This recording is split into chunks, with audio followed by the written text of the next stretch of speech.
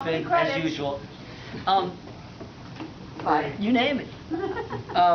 Asked me to bring some stuff in, so I went down in the basement and got up this whole assortment of trade period things. Basically, what this is about is American Indians have been in this hemisphere, in this part of the world, 15,000, 16,000 years, starting with the Paleo period and working through different periods, the Archaic, the Mid-Archaic, the Late Archaic, and all that, to Woodland and all that. Pretty much ending with what they call the Mississippi period, was kind of the contact period where Europeans began to come to the east coast of the country and make contact with the Indians. That quickly turned into the contact period. When Europeans were coming, realizing that there was a lot of resources there, and quickly finding out that there wasn't much gold, a lot of different groups had come in. The French had come in from Canada and developed a really strong trapping industry. The English were coming in and heading inland and met the French in New York State, Ohio Valley and all that, resulting in the French and Indian War.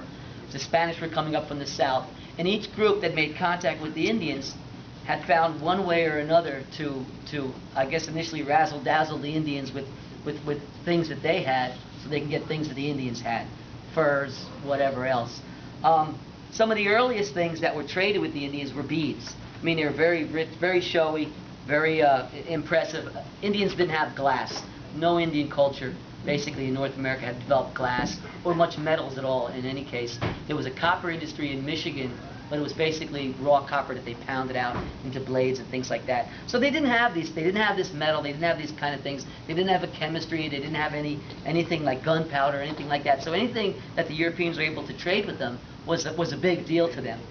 But the razzle-dazzle kind of wore off right away. The beads continued. They were basically, most of the beads, to talk about them briefly, basically made in Austria, in Venice, in Austria, and they were traded all over the world. I mean, the African bead trade industry is tremendous, and that was in the mid-1800s. So this went on for quite a while.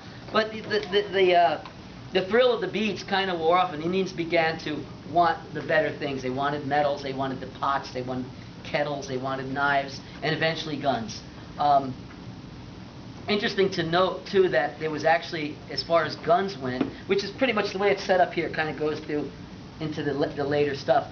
The way guns went, they were very low-end trade guns that were made, flintlocks and all initially, and then into percussion.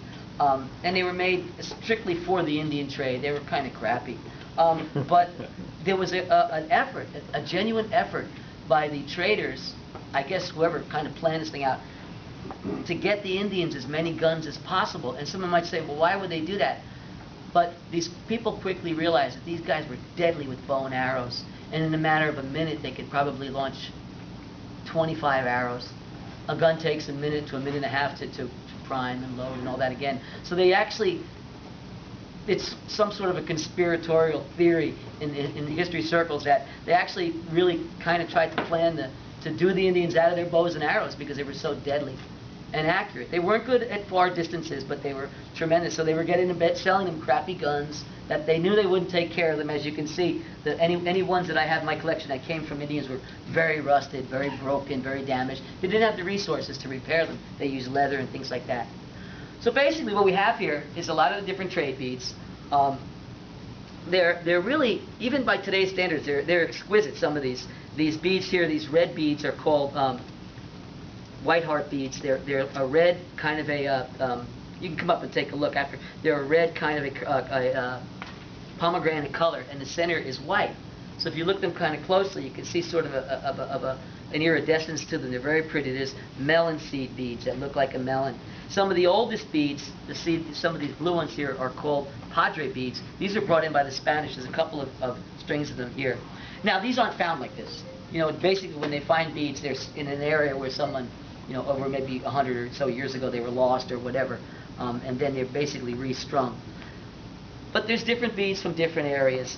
There's a particular bead here. It's a blue one with facets. They call them Russians. They were never made for the Russians. They were made basically in Austria. They went through Russia, and they traded them down through the Bering Strait and down Alaska into the Pacific Northwest, and then down into California and into the plains. And they're one of the only faceted beads ever made. But they're interesting and they're beautiful. They're beautiful to hold. I'll take a few out and you can take a look, and they're beautiful to hold up to the light. And I mean the same attraction we would have for them. These guys never saw anything like that ever. So no, bees were a big deal. And there was different types, different sizes. These Padre beads. This is kind of the standard size that came in, and are very rare. But there was also ones that were made about the size of marbles that were basically exclusively for higher people in the tribe and things like that. So there was this kind of a system to it. A lot of times at the sites they come across pipes. These are pipes were found at a particular site. Trade pipes and some of the colonial pipes. Indians had smoked tobacco too. They had grown it here. I guess this is where tobacco came from, right? So that was a big thing. A lot of these bits of copper, if you take a look at these closely later on, rings and armbands and bangles and all that, these are all fused together. They were probably in some sort of a fire initially. These are found at an Indian site in the Finger Lakes region, an Iroquois site in the Finger Lakes region. Very popular, very popular items. You also see copper was sheet copper was traded, and they would cut them up into pieces to make arrow points and things like that. And if you come up and take a look at that, you'll see some of the different arrow points. These latter, these are from it was evidently an Indian battle site in Kansas. But this is, as opposed to having the stone tools, which, American Indians from the Paleo times until probably the 1500s, it was basically unchanged. They had basically a stone tool industry. They hunted and gathered and all that. Europeans came and everything changed. And then at that point, that was the end. From the 1500s till the 1800s, they were done. They're pretty much gone. Their lifestyle was changed and all that. And it was basically because of the introduction of all of these sorts of things that just changed everything. We have some trade knives, and then a lot of them look like ordinary knives, but this is a prized item to an Indian who was basically used to using a stone tool. Have something like this was pretty amazing, and used to hell. This original one, I had seen these in some of the catalogs. It was originally a knife about this big, so it was quite long. But I mean, and used for, and I don't know if this happened under Indian use, because I found this at a flea market in Parsippany in a box of cutlery. So who knows where things end up and where they come from. Interesting too, they were very utilitarian. They had to. Yes, Steve. Are the beads made of glass? Yeah, they're glass beads. Oh, they're glass. Yeah, they're mostly all glass beads. I mean, there was bone beads and there's some copper, rolled copper, stuff like that. But these are all basically glass beads. And again, there was no glass in any of the Indian cultures at that point. So it was something pretty amazing. Thanks, Steve. I forgot what I was going to say. What happens too? They're very utilitarian, and a lot of the times in the tribes, if they had a knife or something like that and it broke, they couldn't just walk up to the trading post and say, "Hey, give me another knife." So they would repair things a lot or utilize other things. You'll take a look at some of this stuff. I was lucky enough to have a contact during the renovation of Fort Laramie, and we decided that was Wyoming, right?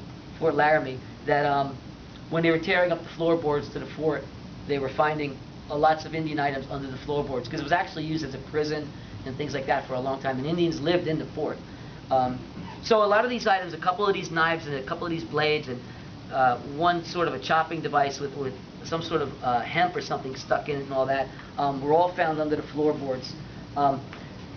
Being utilitarian, this was found there too. Now this is obviously a hoe, and this is exactly as I had gotten and how it was found, with this handle under the floorboards preserved.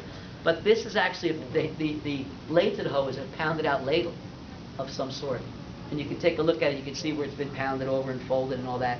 So they really utilize a lot of stuff. One of my favorite pieces from Fort Laramie was this, which again, this is exactly as I got it. And this is probably an 1860 or so cavalry sword that was basically broken down, handle off, and used however they would have used it, for some sort of an agriculture or prying. It's pretty bent up sort of a use. Another one too that I had gotten, this one outside of Philadelphia. This is a Revolutionary War naval sword, a cutlass of some sort that has a kind of a more modern looking handle. But again, the same thing. People were going to be continually using stuff. The trade period went in all the way up to until regular firearms and all that were basically traded, like I said. And the Indians were very abusive. They didn't have oils. They didn't have things like that. Technology like this was pretty much a new thing to them. And so you find a lot of these are very worn, very used, repaired with rawhide.